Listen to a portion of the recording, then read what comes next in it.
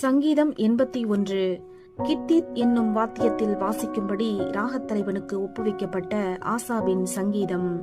நம்முடைய பெலனாகிய தேவனை கம்பீரமாய் பாடி யாக்கோபின் தேவனை குறித்து ஆர்ப்பரியுங்கள். தம்புரு வாசித்து வீணையையும் இனிய ஓசையான சுரமண்டலத்தையும் எடுத்து சங்கீதம் பாடுங்கள். மாத பிறப்பிலும் நியமித்த காலத்திலும் நம்முடைய பண்டிகை நாட்களிலும் எக்காலம் ஊதுங்கள். இது இஸ்ரவேலருக்கு பிரமாணமும் யாக்கோபின் தேவன் விதித்த நியாயமுமாயிருக்கிறது. நாம் அறியாத பாஷையை கேட்ட எகிப்து தேசத்தை விட்டு புறப்படுகையில் இதை யோசேப்பிலே சாட்சியாக ஏற்படுத்தினார். அவன் தோலை சுமைக்கு விளக்கினேன், அவன் கைகள் கூடைக்கு நீங்களாக்கப்பட்டது. நெருக்கத்திலே நீ கூப்பிட்டாய், நான் உன்னை தப்புவித்தேன். இடிமுழக்கம் உண்டாகும் மறைவிடத்திலிருந்து உனக்கு உத்தரவு அருளினேன். மேரிபாவின் தண்ணீர்களிடத்தில் உன்னை சோதித்து அறிந்தேன்.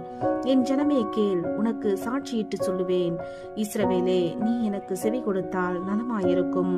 உனக்குள் வேறு தேவன் உண்டாயிருக்க வேண்டாம். அந்நிய தேவனை நீ நமஸ்கரிக்கவும் வேண்டாம். உன்னை எகிப்து தேசத்திலிருந்து புறப்பட பண்ணின உன் தேவனாகிய கர்த்தர் நானே. உன் வாயை விரிவாய்த்திர, நான் அதை நிரப்புவேன். என் ஜனமோ என் சத்தத்துக்கு செவி கொடுக்கவில்லை. இஸ்ரவேல் என்னை விரும்பவில்லை. ஆகையால் அவர்களை அவர்கள் இருதயத்தின் கடினத்திற்கு விட்டுவிட்டேன். தங்கள் யோசனைகளின்படியே நடந்தார்கள். என் ஜனம் எனக்கு செவி கொடுத்து இஸ்ரவேல் என் வழிகளில் நடந்தால் நலமாயிருக்கும். நான் சீக்கிரத்தில் அவர்கள் எதிராளிகளை தாழ்த்தி என் கையை அவர்கள் சத்துருக்களுக்கு விரோதமாக திருப்புவேன்.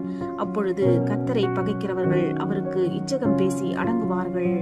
அவர்களுடைய காலம் என்றென்றைக்கும் இருக்கும்.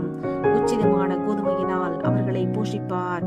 கண்மலையின் தேனினால் உன்னை திருப்தியாக்குவேன். ஆமென்.